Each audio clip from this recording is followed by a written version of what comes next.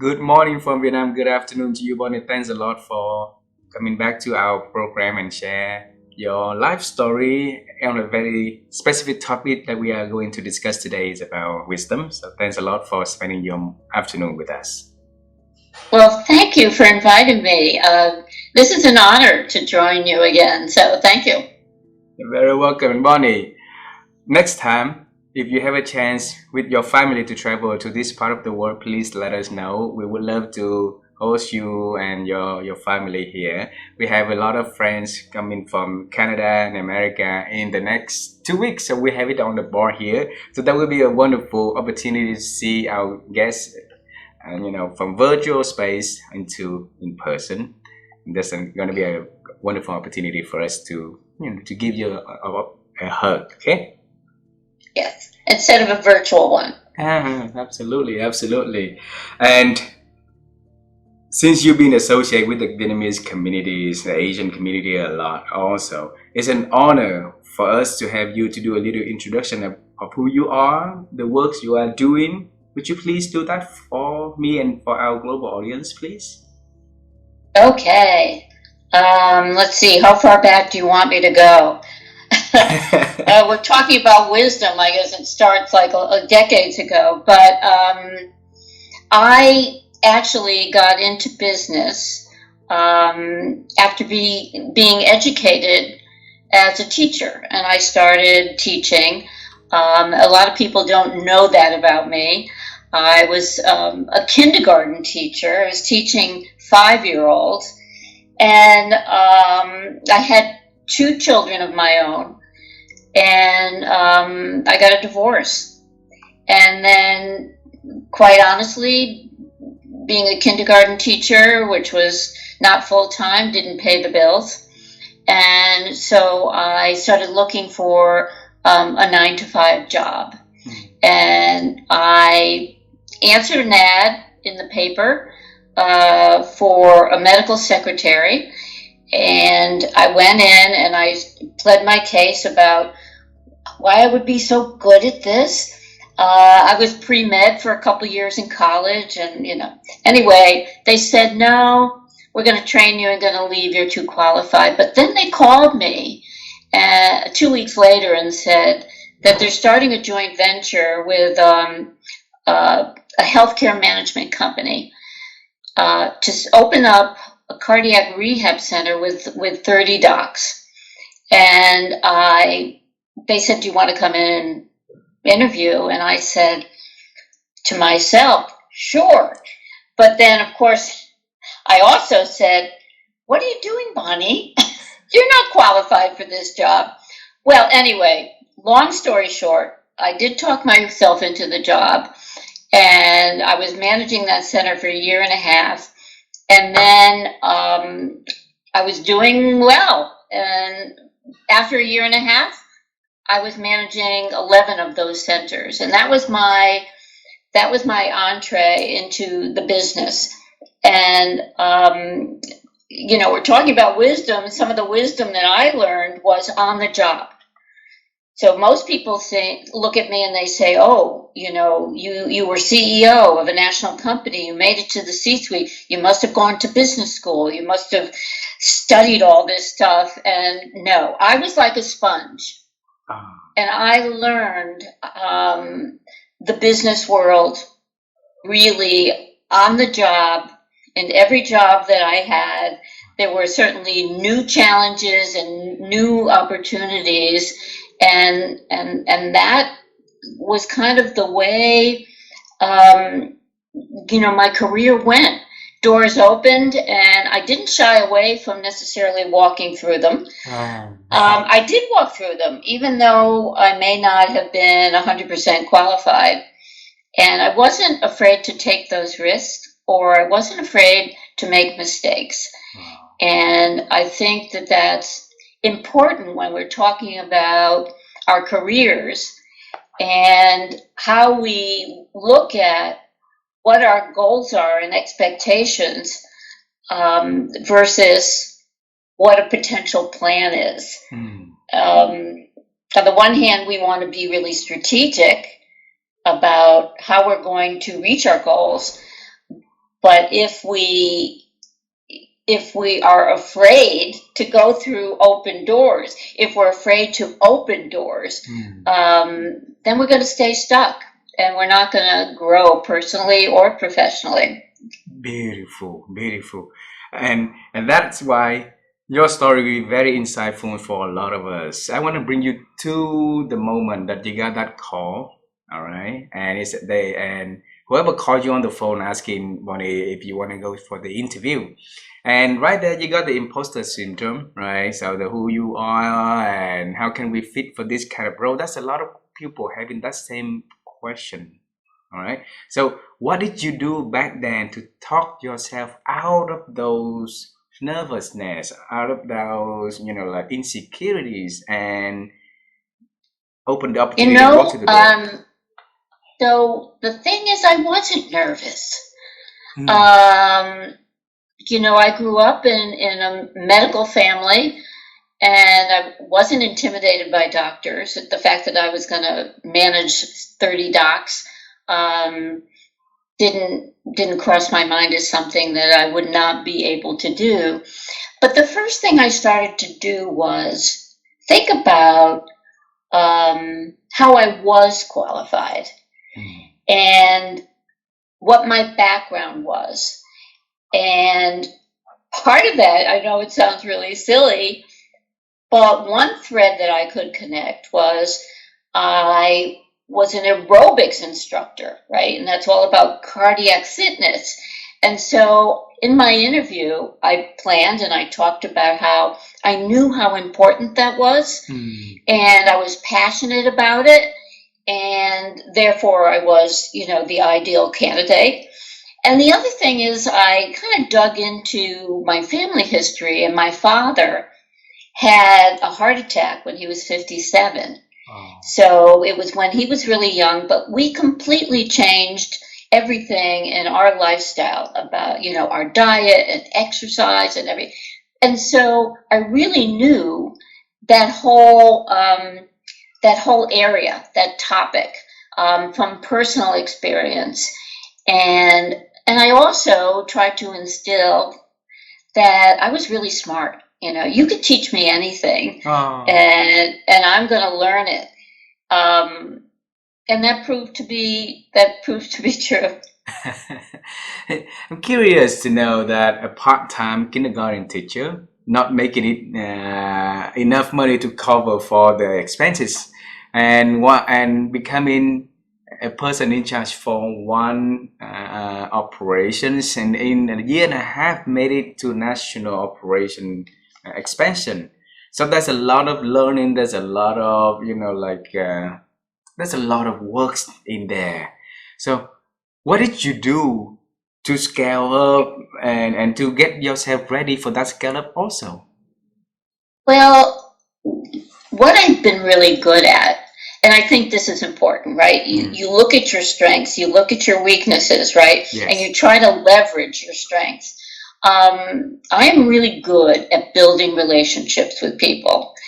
And I definitely knew how to build a web of what I call a web of influence, where you build a strategic network with focus and with intention on who are the people that you can foster relationships with, where you both can benefit, some mutual benefit, and leveraging those relationships when you need them. Now, I worked for a large national company, not that particular job, but another one, and I built a relationship with a colleague. We worked together on different projects. She was in a different part of the country. We had similar roles. And she was the one who, on the basis of her experience with me, told me about a CEO position that was open in the company where she was presently working. And she opened the door for me. And so it was through relationships. And when I look back at my career, every job I got was through a relationship or through referrals. I never had to, except for that first job, I really never had to go out and send out resumes cold and pick up the phone cold. And that's the beauty of having a network, and that's the beauty of having relationships, and not just shallow relationships, but an understanding with people about how you can serve them, how you can help them, and how in turn then they can help you and help open up doors. Beautiful. There's always saying that relationship is everything, right? And that's wisdom right there you just shared. So let's get back onto the topic of wisdom, and this time we want to start from the very root of it. Okay, so start small first. So Bonnie, each of us will have our own definition of what wisdom is, right? So I would love to hear from your body that works, from your years of experience. What is that definition of wisdom in your own term? Well, I said before that I'm a sponge, right? And I think that for me, wisdom is everything that I have absorbed on a personal level, on a professional level, over time. And that encompasses a lot. It encompasses not only my track record and accomplishments and how I've been successful, what led to success, the mistakes I've made, and the lessons that I've learned from those mistakes. So I think that, and I would add also, and the resilience to understand that you can learn from your mistakes, that there is wisdom to be gained on all levels, not only from the inner work that you do, but from what you absorb from other people. In a way, in part of my career, I've been pretty nerdy. I'm out of the corporate arena now. I've done a lot of research for both the books that I've written. I love kind of diving into that and really exploring what affects certain behaviors, what affects some of the policies that we have in the workplace today, and how that affects women in particular. And from that, I have let myself be surprised by some of the research and the results. So, for instance, when I was writing Not Done Yet about women over 50, I did extensive research. About 900 women across the world participated in my survey about what they were experiencing in the workplace, right?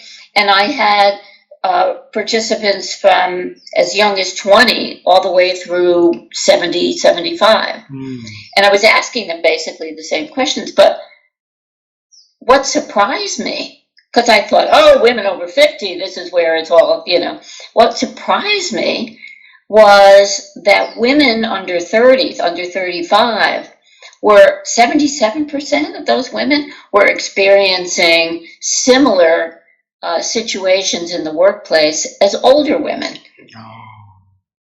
Where, I went into it, I tried to have an open mind, but I did have kind of a theory that as you get older, it gets worse, but it turns at either end of the spectrum. So, not to kind of belabor that point, but to use it as an example of how you need to keep your mind open. Beautiful. You need to be that sponge. You don't necessarily know all the facts ahead of time, and you can't jump to conclusions and make assumptions if you really want to gain wisdom. You can't close down your brain because that's not really what you wanted to hear, or that's really not what you anticipated. So I think that that's part of how we gain wisdom is to keep our mind open. Beautiful. Wow. And to let yourself make mistakes. Wow. Wow. Bonnie, I wrote in there is like everything is absorbed like a sponge over time, right? So the success, the failures, the lesson that we learn, being open for for learning from the experience, your experience and the experience of others, and also build resilience along the way. There's so much for me to dive in with you in this further. All right. So I want to talk first about mistakes because we can learn a lot from success, but we're gonna get back to the learning from success also because a lot of people also through success becoming fallen angels and right. So for mistakes, we a lot of us when we face with mistake we got discouraged. Okay, we got we blame ourselves for what happened, and because of that it stopped us from going further, trying further. Fear is getting to the way. Okay, and I want to help them to eradicate that thinking. So Bonnie, when you make mistakes, how could you talk to yourself to make sure that you get the learning? Yes. I think it's a process. And I'm going to give you an example of a mistake I made and how I turned that into an opportunity, right? But it's a process, and you need to let yourself go through the process. So you make a mistake, and you're saying, "Oh, you're blaming yourself," and you have all this negative stuff going on in your head. Let that flow. Acknowledge that, and that's the only way you're gonna eventually let it go. Is to first, if you bury it and you say, "Oh, it was everybody else's fault," I had nothing to do with this. You're not being open to learning from that mistake. And I want to give you an example. When I was in corporate America, I worked 8 years at one particular company, and this is pretty early in my career, and I made it up to the assistant VP level, right? Company went through a merger, and that resulted in the fact I got a new boss, and there was a change in the structure. My position was going to be eliminated, and they offered me like a lateral position, which I'd have to move for. But behind that was the fact that I could have had a promotion, right? There was an opening now to be VP. But here's my mistake. We got the merger, had a new boss. I really didn't like him. He was intimidating. He was a bully. He was part of like the boys club. And I really didn't forge a relationship with him. So I missed out on that promotion because I had the track record. I was more qualified than anyone. But I kind of stayed invisible. And what I learned from that certainly is the power of relationships and the fact that I needed really for him to know me better and really get over myself, right? Yeah. And I learned from that to the point where I wrote a book about it. My first book, The Politics of Promotion, was actually, the original title was Anatomy of a Blindside. Because I thought I was going to get that promotion, and I was blindsided. And I was blindsided because I had no relationship with this new person. But again, when we're talking about opportunities, that's when the door opened for a CEO role in another company. And I left that company and took it. So, yeah. At one point, years later, I wrote a book and decided to help women to avoid being blindsided and what they needed to do, right, to be successful. But that was a big mistake.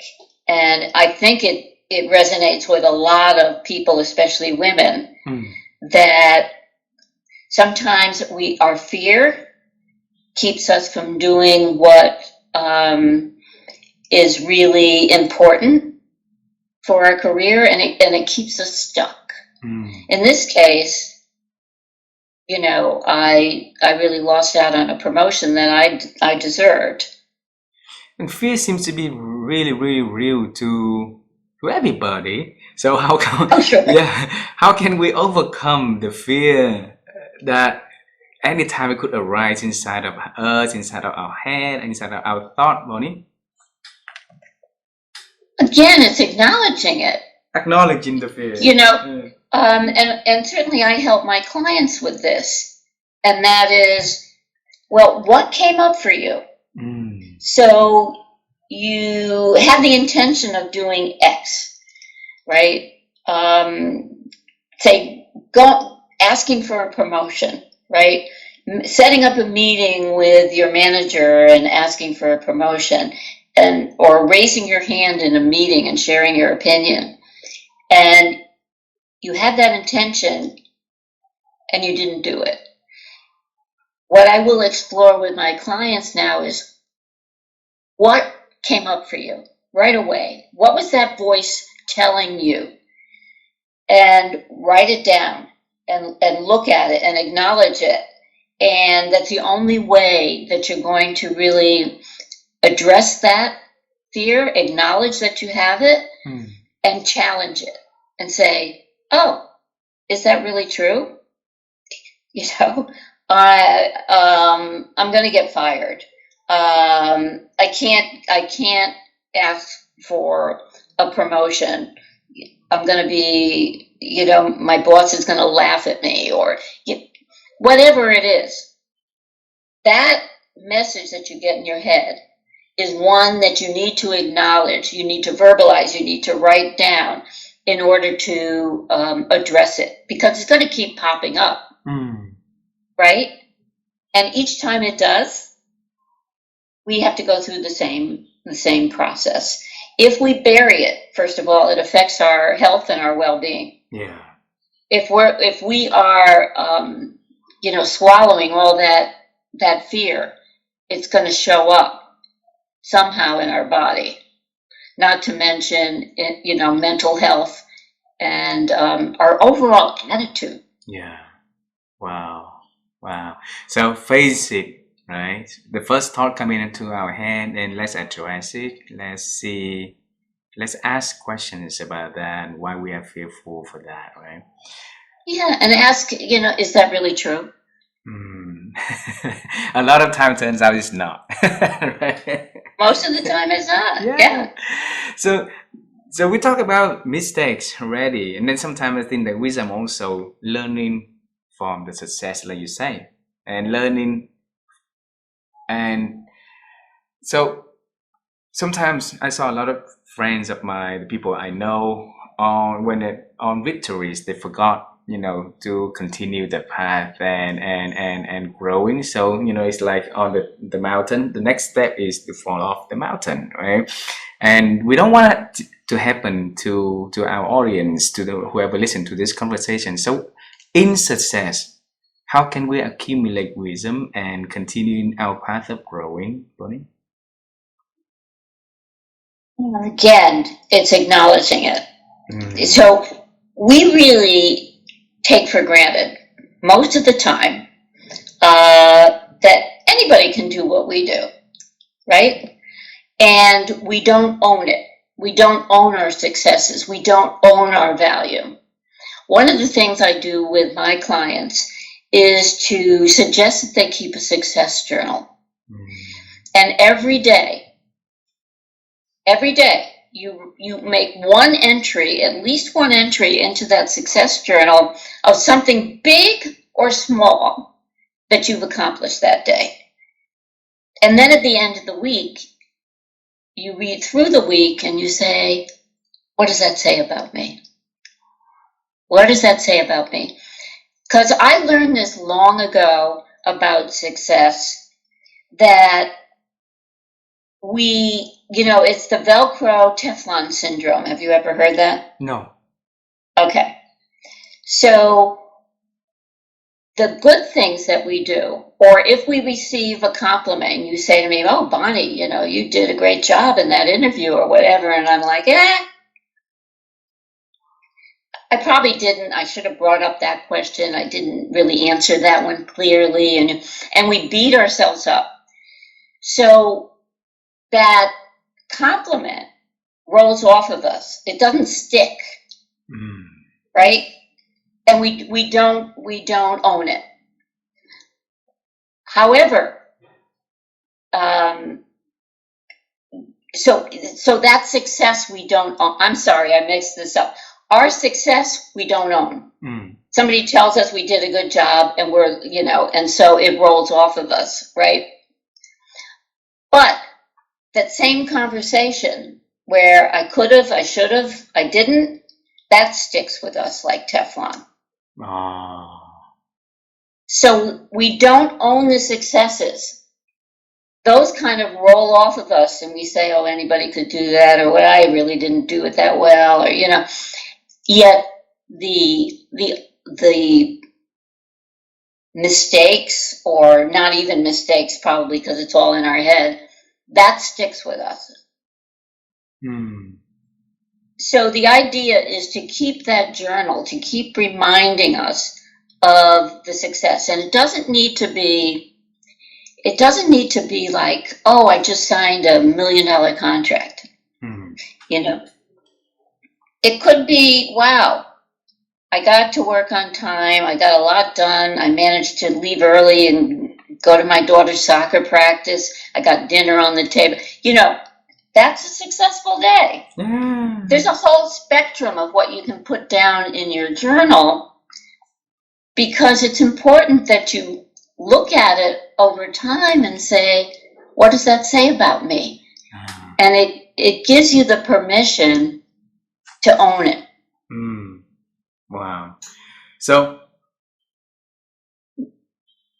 if we have a journal like that, saying a lot of good things about ourselves, right, over the week, over the month, and what would that bring us? What benefit would that bring us in the long term, Bonnie?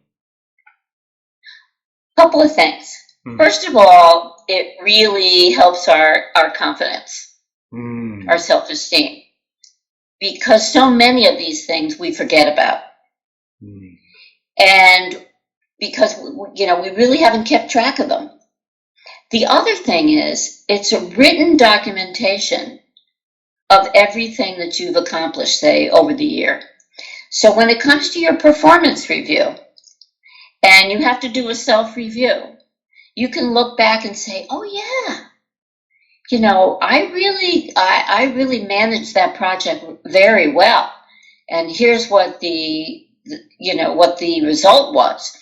But also, here was the challenges, and I really brought the team together, and so things that we may forget about over the course of the year, we now have a written documentation that we can certainly share with our managers.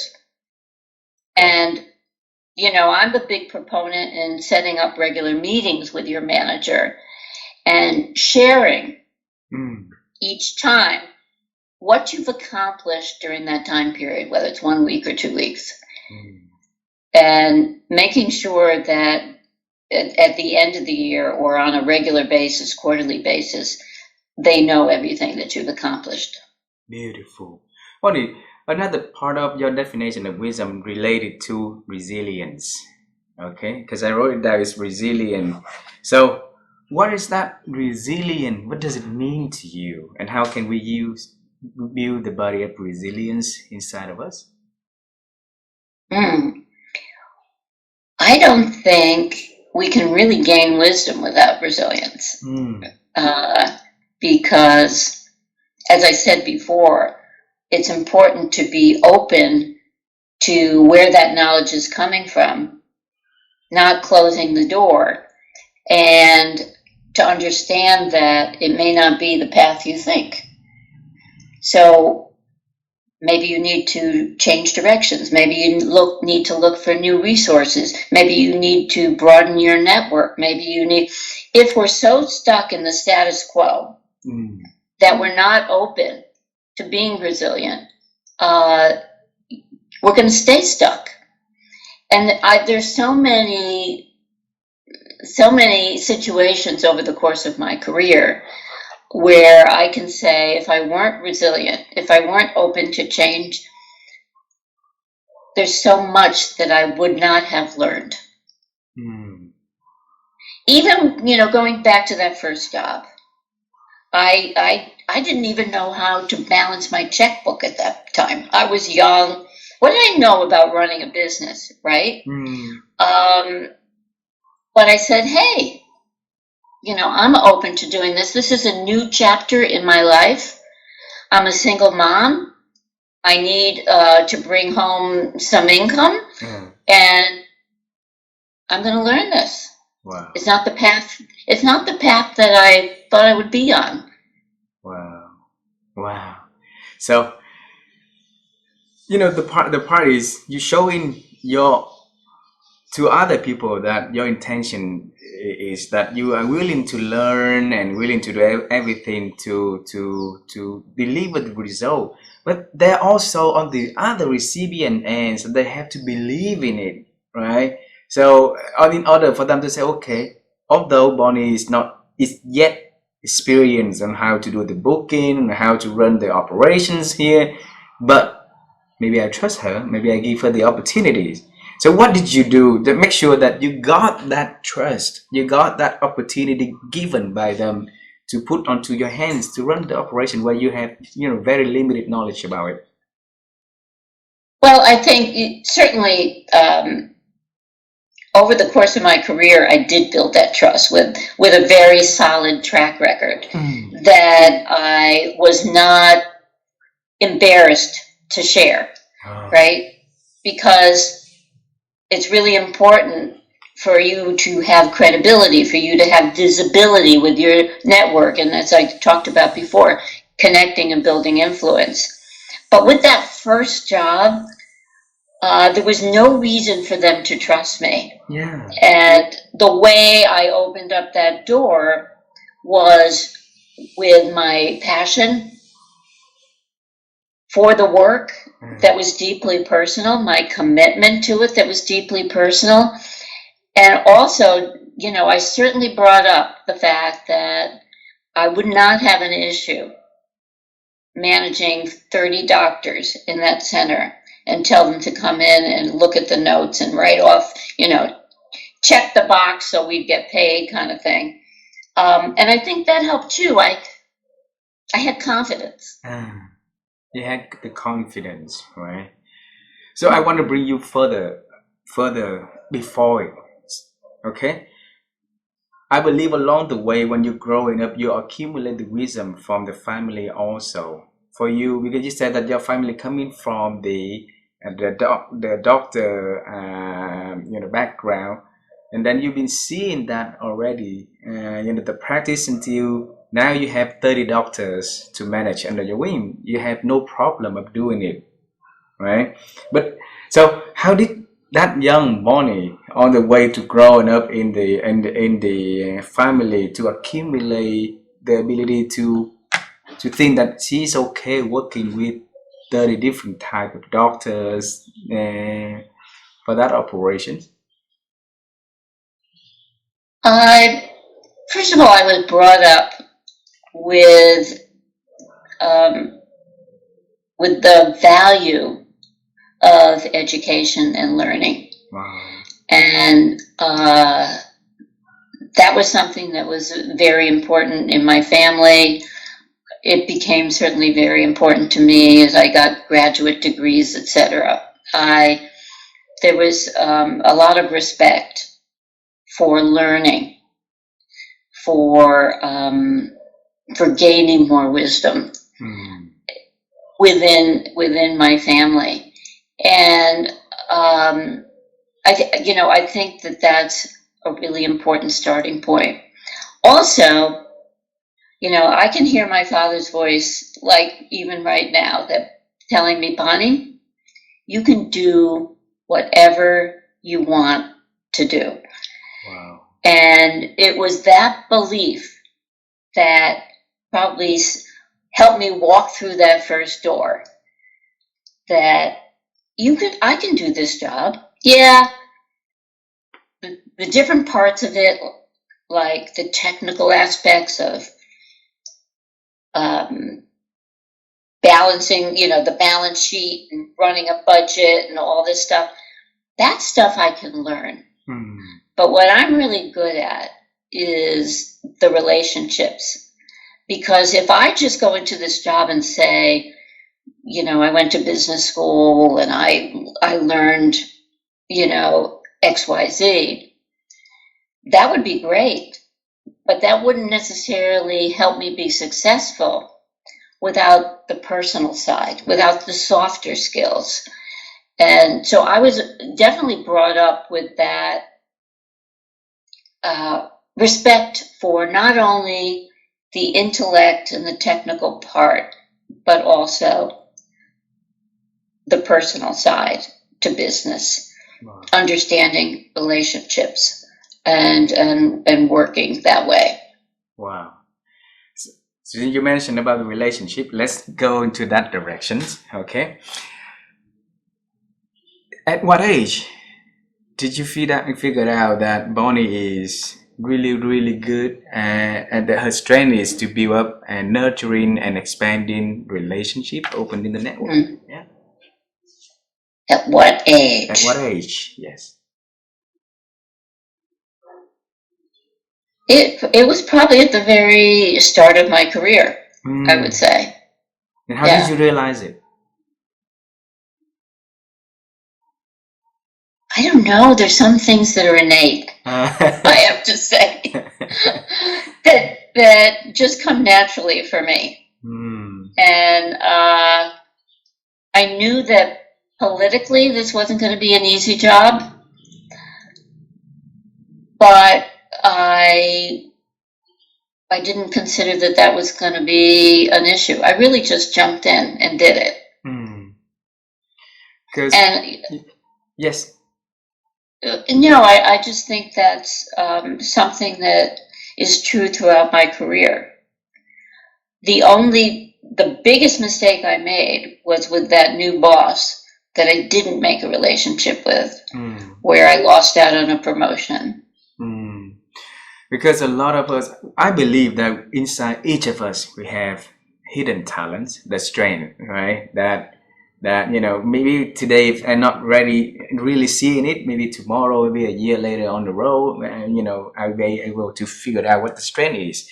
So how can we help people to unveil it a little bit earlier so they can leverage their strengths a lot quicker in their personal and professional life? I think coaching helps. Coaching, yes. It definitely helps. If you're in the workplace, mentoring somebody else where you actually can see how they're doing the work and acknowledge what they're really good at, help them see where they might need to do a little more work, and being able to champion them for doing that. And certainly, I mean, there are lots of tests out there that determine what your strengths are, etc. But I find that only takes you so far as a coach. Working one-on-one with my clients, I can help them through the experience of going through their situations and their behavior and how they react and how they navigate. Wow. To help them see that they have a real strength. And to me, it's remarkable and I don't know if this is a more female thing than a male thing, but it's remarkable how many women will discount those skills. And sometimes it's just that they're so innate, it comes naturally, and so we're like, oh, when we work on this, do this kind of work, it's like, oh yeah, that's true about me. Oh yeah, I can own that. But it takes somebody else to observe and work with you sometimes for you to recognize what that is and help them acknowledge that that's part, because a lot of it just comes naturally, and we don't recognize it, and we take it for granted, and we think, oh, anybody can build relationships. Oh, anybody, can tackle that issue. When in fact, nobody does it the way you do. Yeah. Bonnie, when we're speaking about relationship, there's a different level of relationship, right? Some is very, like surface, some is very, very deep. And you mentioned in here that you say mutual benefits, so it's win-win for everybody. So how can you, in your world, what is that, when you build a relationship with somebody, what do you have in mind about the future of that relationship to be? Well, and I write about this a lot in the politics of promotion, and that's being very intentional and focused on building relationships. So you map out the influencers, right? And who has some kind of say or power over your career, either directly or indirectly. Even if you look at your manager, who is in their circle of influence? Who do they listen to? Who do they go out to lunch with? Who do they call on in meetings? Who are the influencers, not just your manager, but in a broader sense, right? Who are some of your colleagues that know your work? And even your direct reports, right? Who are the people who could speak for you, who could advocate for you, if they knew you better even, right? And so I help my clients come up with what's called a strategic network, where they write down all those people who may have some influence over their career. And then you look at, well, how much influence do they have? And you rate it 1 to 10, 10 being the highest influence. And then you go to the next column and you say, how strong a relationship do I have with that person? 1 to 10, with 10 being the strongest. And then this is your personal sales plan, really. And you look at it and you say, oh, John has a lot of influence. He's like a 10. But when I look at what my relationship with that person is, it's only a 2. So that's an opportunity for me then to connect with this person, learn more about what their challenges are, what they're working on, and potentially how I can help them to reach their objectives. So you're not just asking, you're also serving. Wow. based on the value that you bring. Wow. Does that make sense? So it's very focused. Now, it's not static. That network, that map changes over time, but it's very strategic. And a lot of people just network, without any focus. It's collecting business cards. It's going out. They never follow up. They never build those types of deeper relationships. They're all about numbers, especially in social media now. I have 10,000 followers. You don't need 10,000. I mean, that's nice, but you don't need 10,000 followers. You probably need 10 people that you have a solid relationship with.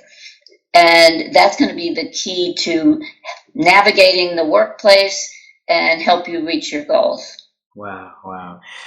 So you mentioned in here that, like the relationship that the influence level of that person is, and, from 1 to 10, and then our relationship existing from 1 to 10, and then from there we have a strategic plan to get into, build that relationship up, right? And in terms of not only asking but giving values, right?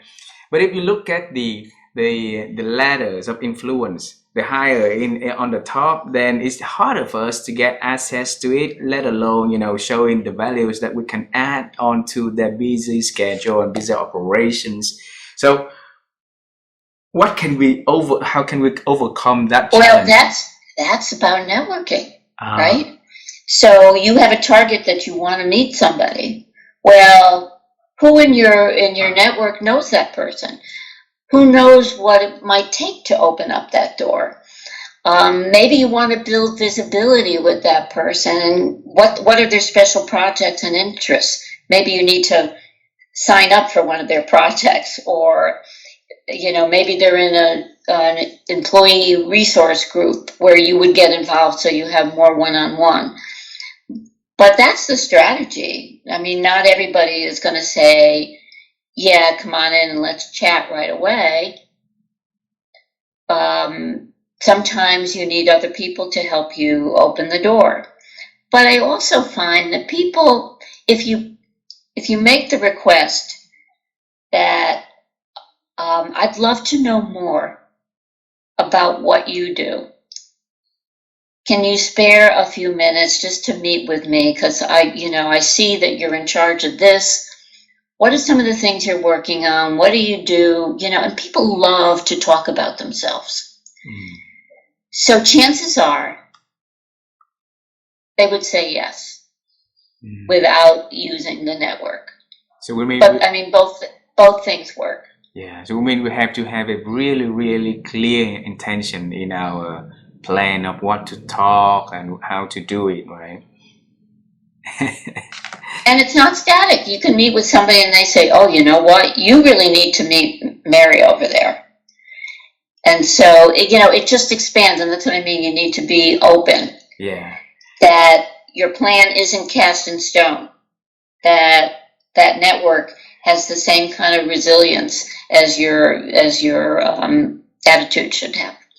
Bonnie, because time is finite for everybody.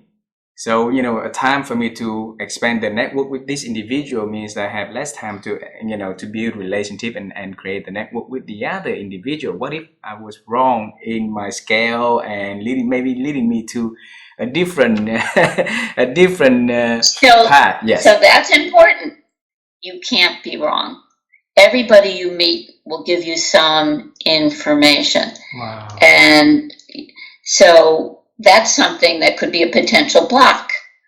So I'm glad you brought that up, because somebody said, oh, I met that person, it didn't amount to anything, so why would I continue or whatever? No, everybody you meet, you just look at it as an opportunity to learn something, to gain some knowledge from that person. And maybe they're not going to recommend that you get a promotion, but they may give you information. Like, oh, you know what? Here's what's really going to influence decision makers.